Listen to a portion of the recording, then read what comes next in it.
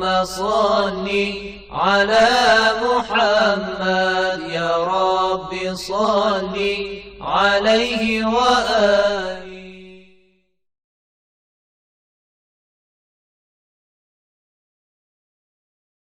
A'udzu billahi minasyaitonir rajim. Bismillahirrahmanirrahim. Alhamdulillahirabbil alamin wassalatu wassalamu ala rasulil a'zam Muhammadin sallallahu alaihi wa alihi wasallam wa ala ahli baitihi thayyibin tahirin. Aqulu lakum assalamu alaikum warahmatullahi wabarakatuh.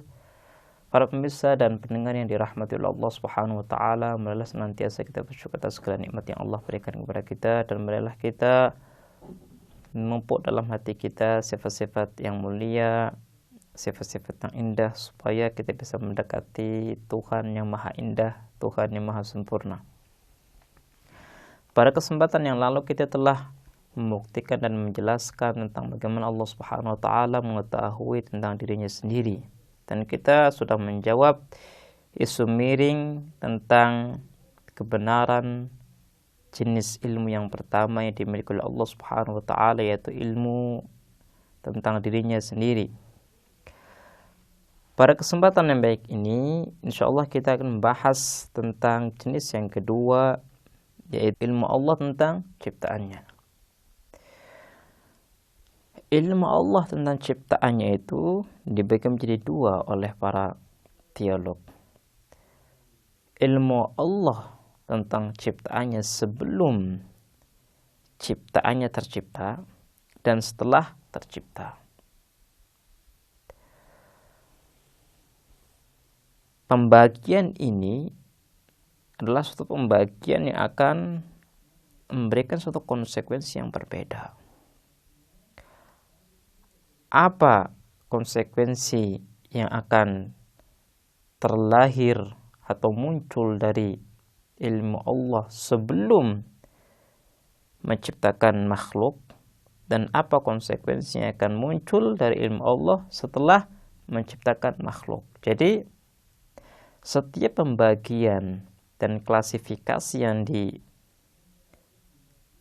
oleh ulama-ulama teolog semuanya memiliki alasan dan dasar.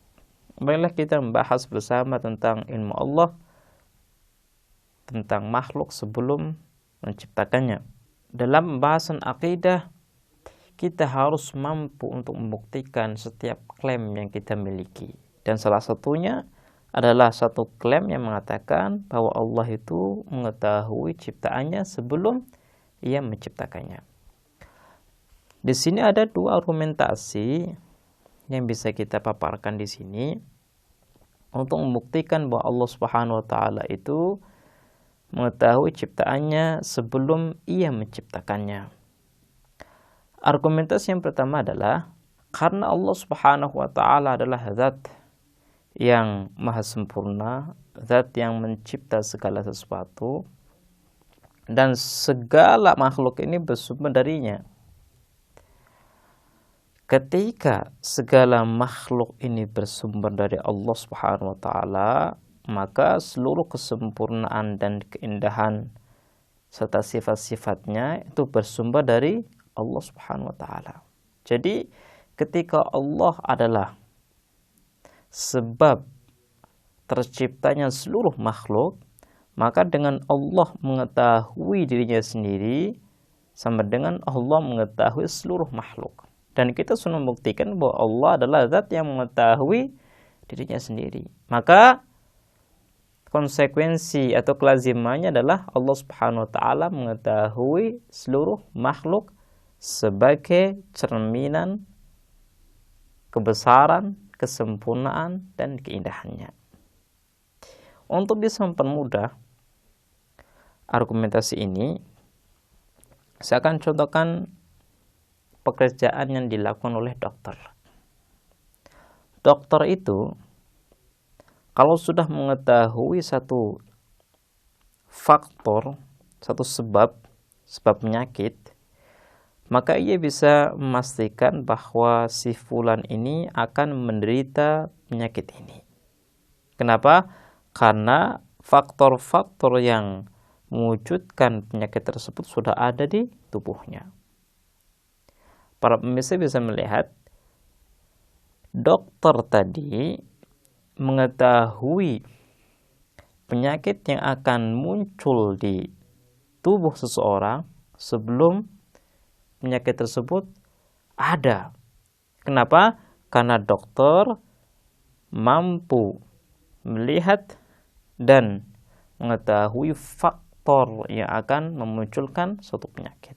Artinya, kita bisa mengetahui sesuatu melewati sebabnya. Karena yang namanya akibat itu tidak akan bisa lepas daripada sebabnya.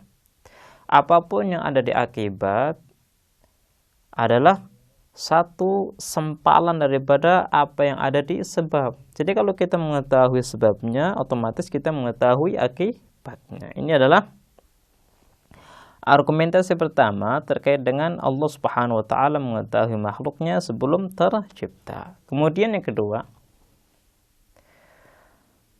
kalau kita melihat kepada keteraturan alam semesta, keindahan alam semesta, kesempurnaan alam semesta, maka kita sudah mengerti bahwa pencipta alam semesta ini adalah zat yang maha berilmu. Mustahil alam semesta ini diciptakan tanpa dasar ilmu. Ketika kita sudah bisa menghukumi bahwa alam semesta ini diciptakan dengan dasar ilmu, artinya Allah Subhanahu wa taala itu mengetahui alam semesta sebelum ia menciptakan. Seperti orang mau melukis. Sebelum ia melukis sesuatu, dia sudah memiliki gambaran tentang sesuatu itu. Dan sesuatu yang terlukis itu sama dengan gambar yang ada di benaknya. Ini adalah argumentasi yang kedua terkait dengan ilmu Allah kepada makhluknya sebelum ia menciptakannya.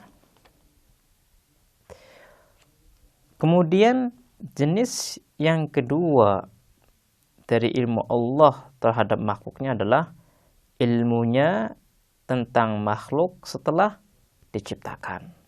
Artinya setelah Allah menciptakan, apakah Allah itu mengetahui makhluk atau tidak? Kalau kita kembali sedikit kepada pembahasan kita yang lalu tentang status bahwa Allah adalah wajibul wujud, maka kita bisa memahami status kita sebagai makhluk itu apa. Dan bagaimana hubungan kita dengan Allah Subhanahu wa taala. Ketika status kita sebagai makhluk, status kita sebagai wujud yang fakir, wujud yang tidak memiliki apa-apa, maka keberadaan kita, kelangsungan kita bergantung dengan Allah Subhanahu wa taala. Yang namanya ketergantungan artinya Allah dengan kita selalu memiliki hubungan. Karena satu waktu saja hubungan kita dengan Allah dilepas, maka kita akan sirna, akan hancur.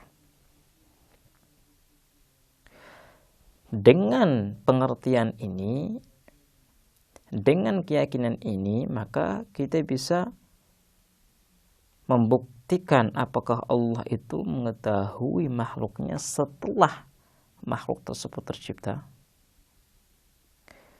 Kita bisa katakan bahwa ketika makhluk selalu bergantung dengan dirinya, maka hal ini menunjukkan bahwa Allah Subhanahu wa taala adalah zat yang mengetahui makhluk sedetail-detailnya setelah makhluk tersebut diciptakan.